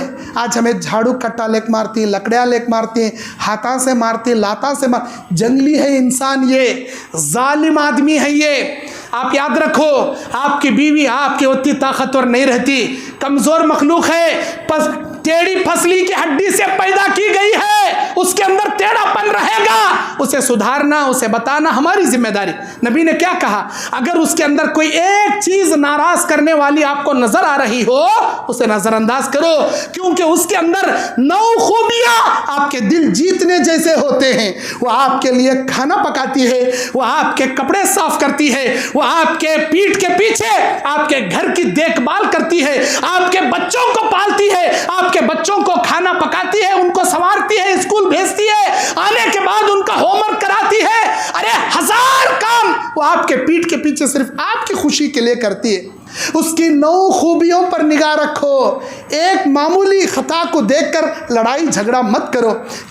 खाने में नमक ज़्यादा हो गया, साले में मसाला ज़्यादा हो गया, खाने का खोटा उठा सटा सोच, साला उठा पटका सोच, ये क्या सिखाइस तेरी अम्मा, ये क्या सिखास तेरा बाबा। अरे नमक ज़्यादा हुआ बाबा कई क्या कर रहा रे बेवकूफ़, या मसाला ज़्यादा अम्मा कई क्या कर रहा, क्या कि मिस्टेक हुआ रंगा, गलती हुई रंगा, वो खाना छोड़, साले के साथ कोशिश रोटी लगा ले, खाया तो मसला खत्म। सुई से निकलने वाले मसले को सुवा नम में खुदा ले खड़ जाता खोदने के वास्ते। मेरे दीनी और इस्लामी भाइयों, नंबर 10 मिनट में इंशाल्लाह मेरी बात समेट कर ख़त्म करूँगा और सिर्फ 3 पॉइंट हैं वो बताकर अपनी बात ख़त्म करूँगा। अल्लाह के नबी अलैहिस्सलातु वस्सलाम ने 10वां नसीहत उम्मत के सामने किताब व सुन्नत को मजबूती से पकड़ने का पैगाम आपने दिया। वक़द तरक्तुम फ़ीकुम मा लन तज़िल्लु बअदहु इन आसातुम बिही किताबुल्लाह। अल्लाह के नबी अलैहिस्सलाम ने कहा कि ऐ लोगों, सही मुस्लिम शरीफ की हदीस 12-18 नंबर की हदीस है, ऐ उम्मत के लोगों, ऐ मेरे उम्मतियों, ऐ दुनिया वालों, ये सुन लो, मैं तुम्हारे दरमियान 2 चीज़ें छोड़ के जा रहा हूँ, इसे मजबूती से थामे रहना, कभी गुमराह नहीं होगे। एक अल्लाह की किताब है, दूसरी मेरी सुन्नत है। तरक्तु फ़ीकुम अमरैन, एक दूसरी हदीस में नबी के अल्फाज ये थे, तरक्तु फ़ीकुम अमरैन लन तज़िल्लु मा तमस्सकतुम बिहिमा किताबुल्लाह व सुन्नती। एक अल्लाह की किताब, दूसरी अल्लाह के नबी की हदीस, जब तक मजबूती से थामोगे दुनिया की कोई ताकत तुम्हें गुमराह नहीं करेगी। अल्लाह हमने कहते हाथ दिया, 2 हाथ दिया। अल्लाह के नबी कहते किताबां दिए, 2 किताबां दिए, एक कुरान एक हदीस। तीसरा हाथ अल्लाह दिया नहीं, तीसरी किताब की हमने ज़रूरत नहीं। इसीलिए कुरान हदीस पर कायम हो जाओ, यही इस्लाम है। अम्मा करे सो इस्लाम नम्मे, बाबा करे सो इस्लाम नम्मे, दादा करे सो इस्लाम नम्मे। इस्लाम हो भी सकता, इस्लाम नहीं भी हो सकता। किताब और सुन्नत में उसकी दलील है तो ज़रूर करते जाइए, अगर कुरान हदीस में उसकी दलील नहीं है ऐसे बिदात मत कीजिए। आज शादी करना का तो 100 बार सोचना पड़ता। शादी के अंदर नबी ने कहा था निकाह के लिए वली का होना शर्त है, निकाह के लिए मेहर का देना ज़रूरी है, अपनी हैसियत के मुताबिक, चाहे एक बकरी ही क्यों ना हो। आए अब्दुर्रहमान इब्ने औफ, आप वलीमा कर दिया कीजिए।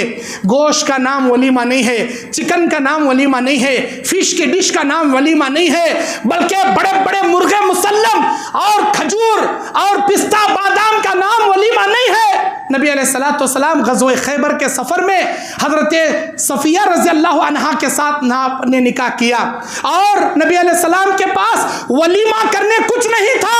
आप अलैहिस्सलाम ने फरमाया मेरे सहाबा आपके पास जो जो खाना बचा है वो लाइए।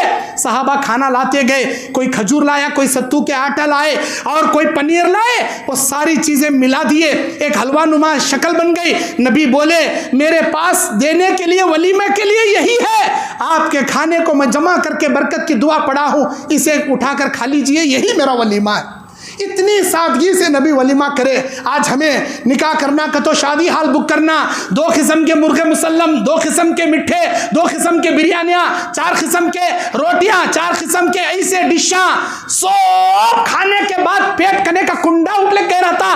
बाहर आने के बाद पान की डिश अलग कते, फ्रूट की डिश अलग कते, आइसक्रीम अलग कते और कोल्ड ड्रिंक्स अलग कते, सब कर ले काड़िया, लास्ट में देख अंगलियां कर ले को आबा डकार दे ले को कती बैला डकारा दिए सक दे ले का थी। लेकिन खाने के बाद दावत खिलाने वाले की दुआ याद नहीं, हजरत को दावत खिलाने वाले की दुआ है, याद है किसी को? मेजबान को देने की एक दुआ है, नबी सिखाए, याद है किसी को? अब तक 50 वलीमा खाए रंगा, 100 निकाह के दावत उड़ाए रंगा। मेजबान को देने की दुआ किसे याद है? अल्लाहुम्मा वर्ज़ुक़हुम फ़ीमा रज़क़तहुम वग़फ़िर लहुम वरहमहुम। ये दुआ है दावत खाने के बाद मेज़बान को देने की। अरे ये छोड़ो, अल्हम्दुलिल्लाहिल्लज़ी अतामनी हाज़ा वरज़क़नीहि मिन गैरि हौलिन मिन्नी वला क़ुव्वा, खाने के बाद की ये भी याद नहीं हम। अल्लाहुम्मा अति मन अतामन वस्क़ी मन सक़ान, या अल्लाह तू उसे खिला जिसने हमको खिला, तू उसे पिला जिसे हमको पिला। ये दुआ मेज़बान को देने, ये भी याद नहीं। बैला डकारा दिए सरकार डर बुर डकारा दे लग जाती, लेकिन दुआ नहीं पढ़ते, अस्तग़फिरुल्लाह। उसके बाद नंबर 11, अल्लाह के नबी ने बयान फरमाया मेरे मरने के बाद मेरे इस दुनिया से चले जाने के बाद, ऐ लोगों, तुम एक दूसरे के कुफ्र का फतवा लगाकर या एक दूसरे की गर्दनें मारकर काफिर मत हो जाना। फला तरजिउहुन्न बादी कुफ्फारा औ ज़लाला यज़रिब बादिकुम बादन रिक़ाब बाज़िन। ऐ मेरे उम्मतियों, मेरे बाद एक दूसरे को काफिर का फतवा देकर गुमराह ना हो जाना और एक दूसरे की गर्दनें ना उड़ाना। नबी अलैहिस्सलाम का पैगाम है, सही मुस्लिम 12-18 नंबर की हदीस। आज हमें क्या करती, जर्रा गूगल में 4 हदीसा क्या पढ़ लिए, मिस्टर गूगल बन जाता, इन्हें मिस्टर मुफ्ती बन जाता और बोलता इन्हें काफिर उन्हें काफिर, इन्हें जहन्नमी उन्हें जहन्नमी। तू बड़ा जन्नती क्या? अल्लाह जन्नत की सर्टिफिकेट आसमान में खिड़की खोल को दिखाया क्या? अरे दूसरे को कहीं को बोल रहा भाई जहन्नमी का, तो क्या कि उसके अंदर जरा गलतियां रंगे, इसलाह कर भाई। अल्लाह 70 पर 3 फिरके में तुझे अल्लाह ताला कुंतुम खैर उम्मा तौहीद वाली जमात में क्यों पैदा कराया?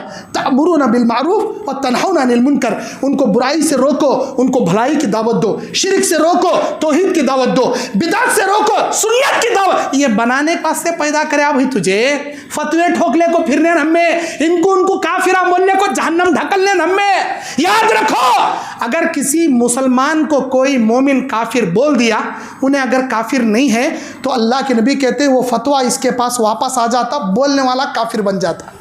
सबसे आखिरी बात, अल्लाह के नबी अलैहिस्सलाम ने बयान फरमाया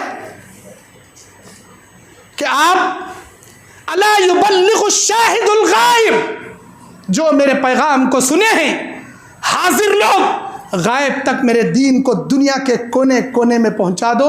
यह आपका आखिरी पैगाम था। और इस हदीस को सही मुस्लिम 12-18 नंबर की हदीस में इमाम मुस्लिम बयान करते हैं, फल युबल्लिगु शाहिदुल गायब, हाजिर लोगों की जिम्मेदारी गायब तक पहुंचाना। आप लोग अब तक कितना दीन पहुंचे? मैं आपसे सवाल कर रहा हूँ, हुबली के मेरे भाइयों से, हुबली के मेरे बहनों से मैं सवाल कर रहा हूँ कि आप अब तक कितने लोगों को दीन पहुंचाए, कितने लोगों को इस्लाम फैलाए? नबी ने क्या फरमाया, लौ रजुलुन वाहिदम मिनकुम लौ हदाना रजुलुन वाहिदम मिनकुम, अगर एक आदमी भी आपके दावत के मिशन से हिदायत के राह पर आ जाए, लखैरुम मिन हुम्रिन नुअम, सुर्ख ऊंटों से बेहतर वाली बात बन जाएगी। ऐ अली, आप दीन की दावत करना। आपने कितने लोगों को तौहीद पहुंचाया, कितने आदमियों को आपने दीन बताया? नहीं नहीं नहीं नहीं, हमें भला, हमारी जोरू बच्चे भला, कमाओ खाओ, बिरयानी खाओ, बेडशीट ओढ़ सो जाओ, बस। दूसरे बोलने की जरूरत नहीं, वो मौलवी साहब का काम हो, हमारा काम न में बल्लिगु अन्नी वलो आया। नबी ने क्या कहा, दीन की एक एक बात पहुंचाने की जिम्मेदारी अल्लाह ने आप पर आयत कर रखी है। एक हदीस भी आई, सबसे पहले अमल कीजिए, दूसरों को पहुंचाइए, तब भी अल्लाह वो अमल आपका कबूल करेगा। खाली यूँ छपा छपाक रख लिए, सहाबा हिस्सा दीन सीने में छपाक रख लिए रहता तो आज हमें मुसलमान नहीं रहते, आज हमारे पास इस्लाम नहीं आया रहता। सहाबा, ताबईन, तबे ताबईन, मुहद्दिसीन, अइम्मा, अरे हज़ारों कुर्बानियाँ दिए हैं दीन को दुनिया के कोने कोने में पहुँचाने में, बड़ी बड़ी कुर्बानियाँ दिए हैं, तब जाकर आज हम लोग मुसलमान हैं, हमारे पास इस्लाम पहुँचाए। अब कोई नबी आने वाला नहीं है, अब कोई रसूल आने वाला नहीं है। ये दीन को दुनिया दूसरों तक पहुंचाने की जिम्मेदारी किसकी है? आप लोगों की है, हमारी है। और ये मत जान लेना अल्लाह हमने तौहीद परस्ता में पैदा कराया, अहले हदीस बना के पैदा, हमें जन्नत में जाने का कैसा? उस वक्त जाएंगे जब आप अपने दीन को दूसरों तक फैलाकर बाद में आप अल्लाह की जन्नत का रुख देख सकते हैं। आप मैं अक्कला सुन को मैं अक्कला चमल कर मैं अक्कला जन्नत में जाता हूँ, तो इम्पॉसिबल, नामुमकिन। दीन जो है अमल करो, दूसरों तक पहुंचाओ, यही अल्लाह तबारक व तआला के नबी का पैगाम है। और यही खुतबा हज्जतुल विदा है जो आप अलैहिस्सलातु वस्सलाम ने अपने ज़िंदगी में एक ही हज किया और ज़िंदगी के आखिरी अय्याम में हज किया। और उस हज के यौम अरफा के दिन आपने यही खुतबा हज्जतुल विदा में ये 11 बातें आपने पेश फरमाई। अल्लाह से मैं दुआ करूँगा इन बातों पर मुझे, उम्मत मुस्लिमा को, तमाम इंसानियत के अलम बरदारों को इन बातों पर अमल करने और यह तमाम पैगाम दूसरों तक पहुँचाने की अल्लाह हमें तौफीक अता फ़रमाए। और अल्लाह ताला हम तमाम को दीन इस्लाम पर चलने और दीन इस्लाम पर अमल करने, दीन इस्लाम की दावत व तबलीग का काम करने की तौफीक अता फ़रमाए। मैं सबसे पहले अल्लाह का शुक्रिया अदा करता हूँ जिस अल्लाह ने मुझे आपके सामने लाकर खड़ा किया। उसके बाद हुबली के शहरी जमीयत, यहाँ की मुकामी जमीयत और इस मस्जिद के कमेटी वालों का भी ममनून और मशकूर हूँ कि आपने मंथली प्रोग्राम में काफ़ी दिन पहले मेरा प्रोग्राम तय करके इतने मुनज़्ज़म तरीके से लोगों को मदऊ करके आपने प्रोग्राम कराया। अल्लाह हमारे जमा होने को कबूल फ़रमाए, अल्लाह हमारे दावती मिशन को कबूल फ़रमाए। ऐसे ही दावती मिशन को हमारे साथ हमारे आने वाली नस्लों को भी दावत दीन का काम करते रहने की अल्लाह तौफीक अता फ़रमाए। दुआओं की गुजारिश बाज़ भाइयों ने किया है कि अकरम धारवाड़, इनका एक हादसे में जिस्म जल गया है।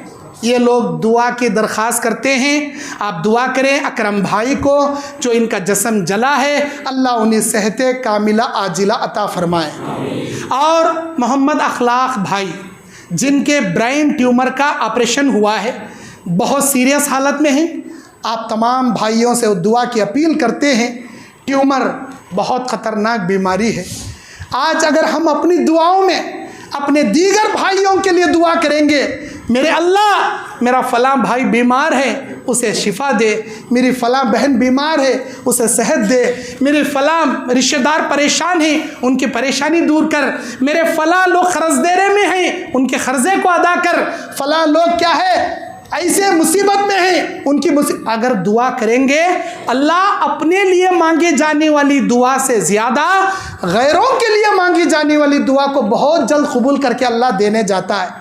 जब अल्लाह देने जाता है तो अल्लाह तबारक व तआला फ़ौरन अपने इर्द गिर्द रहने वाले फरिश्ते कहते हैं कि ऐ अल्लाह, वो शख्स अपने लिए कम अपने दीगर भाई बहनों के लिए ज़्यादा मंग रहा, तू कबूल कर को देने जा रहा। हम तमाम फरिश्ते उसके लिए दुआ करना चाहते हैं। अल्लाह सबसे पहले हमारी दुआ कबूल करके तू उसे अता फ़रमा, बाद में उसकी दुआ कबूल करके तू दूसरों को अता फ़रमा। ये हदीस सही है और अल्लाह के नबी कहते हैं सबसे पहले अल्लाह फरिश्तों की दुआ कबूल करके उसे अता करता है, बाद में उसकी दुआ कबूल करके दूसरों को अता करता है। आप आदत बनाइए, सेल्फिस्ट मत बनिए। मैं अक्कला मेरे वास्ते किच मंग लेना, इसे सेल्फिस्ट कहते हैं। अपने परेशान भाइयों के लिए दुआ कीजिए। और इसी तरह मुजीब व्यापारी, इनके भाई के नवासे की तबीयत बहुत नासाज है। नवमौलूद बच्चा, छोटा मासूम बच्चा अस्पताल में एडमिट है और ये भी दुआ की दरख्वास्त करते हैं अल्लाह इस मासूम बच्चे को सेहत कामिला आजिला अता फ़रमाए। और साथ ही साथ मैं अपने वालिदे मोहतरम के लिए भी आपसे दुआ की अपील करना चाहता हूँ। मेरे अब्बा जान जिनका नाम मोहम्मद इब्राहिम साहब है, अल्लाह के फजल से अभी गुज़िश्ता महीने मेरे अब्बा के सीने का एक गोश्त के गड्ढे का खाने की नली में ऑपरेशन हुआ। इंतहाई मेरे अब्बा कमज़ोर पड़ गए। बिस्तर एक दिन 26 दिन तक कुछ भी खाना पानी नहीं था। नाक के ज़रिए एक लिक्विड उनको डालते थे। बॉडी की सारी एनर्जी मेरे अब्बा की कम हो चुकी है। चलना फिरना बातचीत करना भी मुश्किल हो गया। बड़े हट्टे कट्टे मेरे अब्बा थे, बहुत कमज़ोर हो गए हैं। अब 15 दिन में एक बार उनको इंजेक्शन कराते रहना है। खैर, मैं मुख्तसरन आपको ये कहना चाहता हूँ, मेरे अब्बा के लिए आप ज़रूर दुआ कीजिए नाम लेकर। मेरे अब्बा का नाम इब्राहिम साहब है। मैं भी दुआ करूँगा जिन जिन के वालिदैन बाहयात हैं, अल्लाह उनको सेहत और तंदुरुस्ती अता फ़रमाए। और जिनके वालिदैन मरकर अल्लाह के घर के मेहमान बन चुके हैं, उनके ख़बरों में करवट करवट जन्नतुल फिरदौस की खिड़की मेरा मालिक अल्लाह नसीब फरमाए। अल्लाह ताला मेरे अब्बा को भी सेहत कामिला आजिला तंदुरुस्ती अता फ़रमाए। जज़ाकुमुल्लाहु खैर, बारकल्लाहु फ़ीक। अस्सलामु अलैकुम व रहमतुल्लाहि व बरकातुहू।